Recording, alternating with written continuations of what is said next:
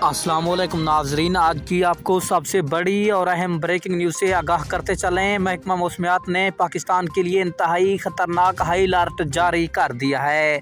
एक मजबूत मगरबी हवाएं मुल्क के मगरबी वस्ती और बलाई इलाकों को मुतासर कर रही हैं, जिसमें आज रात से शिद्दत आने का इम्कान है और ये सिलसिला पीर सुबह तक बलाई इलाकों में बरकरार रह सकता है।